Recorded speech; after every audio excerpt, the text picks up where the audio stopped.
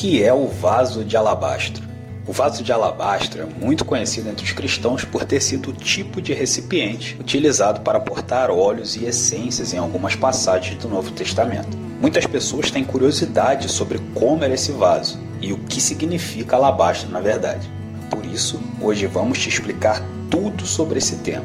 Então, se você tem curiosidade em saber e acha que esse vídeo possa te ajudar, eu já te peço para você deixar o like, que é muito importante para nós, e se inscreva no canal. Estamos com a meta de 1000 inscritos até o final do ano e seria muito legal contar com a ajuda de vocês. Combinado? Então chega de enrolação e vamos para o vídeo. O que era o vaso de alabastro e o que significa realmente alabastro? Bom, originalmente na história, a forma neutra do grego alabastros era usada para explicar um frasco de alabastro que possuía um gargalo comprido. Quando esse frasco era utilizado, o tal gargalo era rompido. Geralmente o que tinha dentro desses frascos eram óleos e essências. O mesmo termo também era utilizado para se referir a qualquer frasco que possuía o mesmo formato, não importando com qual material que ele tivesse sido fabricado. O alabastro era uma espécie de carbono de cálcio, produzido por depósito natural e hidratado. Existe uma grande diferença entre os alabastros da antiguidade e os mais modernos. O mais moderno é um tipo de gesso, sendo uma pedra um pouco mais mole. Já os da antiguidade eram de mármore, compostos de calcita. Esse material em sua forma pura tem uma cor branca meio translúcida. Geralmente, o alabastro era encontrado em regiões calcárias, em cavernas e em locais próximos de nascentes. Eles eram muito utilizados na escultura de estátuas e na fabricação de vasos, frascos, caixas, garrafas e recipientes em geral. Haviam vários vasos de alabastro fabricados na região da Palestina, com pedras escavadas no Vale do Jordão. Outros eram importados do Egito, sendo estes mais valiosos. No Novo Testamento, encontramos algumas passagens que fazem referência à utilização do vaso de alabastro. A primeira já está no Evangelho de Mateus, quando Jesus é ungido em Betânia.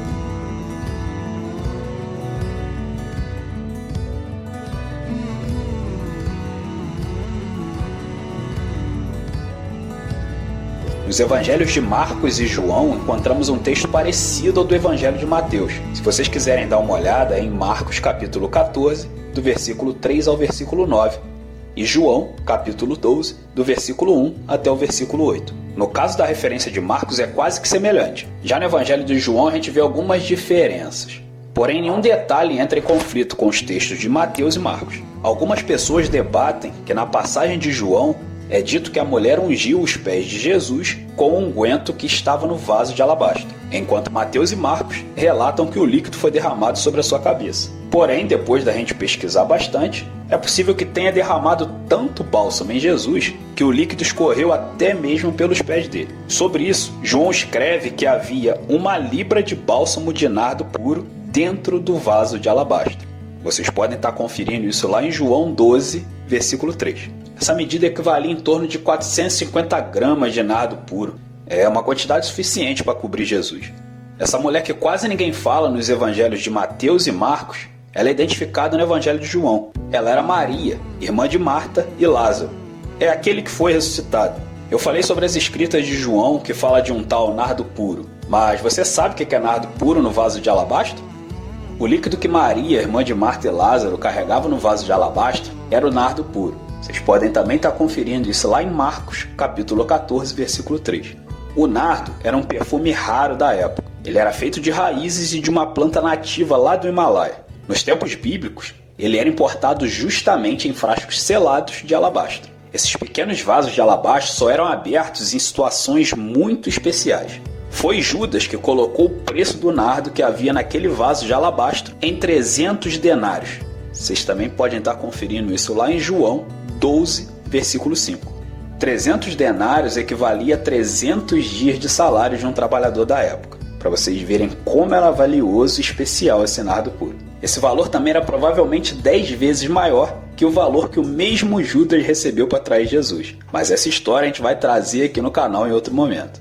O vaso de alabastro também é citado no Evangelho de Lucas, lá em Lucas 7, do versículo 36 até o versículo 50. Lucas fala de uma mulher pecadora que ungiu os pés de Jesus com especiarias que estavam num vaso de alabastro. Só que precisamos abrir uma aspa aqui.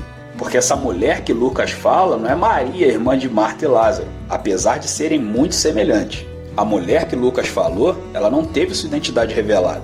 Em algumas interpretações que pesquisamos por aí, a gente entendeu que essa mulher era uma prostituta. Porém, em uma certa parte da passagem de Lucas, ela já aparece como uma mulher arrependida. Isso significa que seja lá o que a mulher do vaso de alabastro tivesse feito, ela já não fazia mais. Mas e aí, me conta, conseguimos tirar suas dúvidas sobre o vaso de alabastro e o nardo puro? Vocês perceberam o quanto esse nardo era caro e especial, não é? Eu fico aqui imaginando nos dias atuais. Quanto que valeria um perfume desse? Vocês têm alguma noção? Deixa aqui nos comentários quanto vocês acham que valeria o nardo puro hoje em dia. Bom, pessoal, então é isso. Essa foi mais uma dúvida tirada hoje. E qualquer coisa que vocês desejam saber, qualquer dúvida que desejam tirar, só mandar que a gente faz um vídeo para vocês. Tudo bem? Então é isso. Que vocês tenham um dia abençoado e que a paz do Senhor esteja com todos vocês.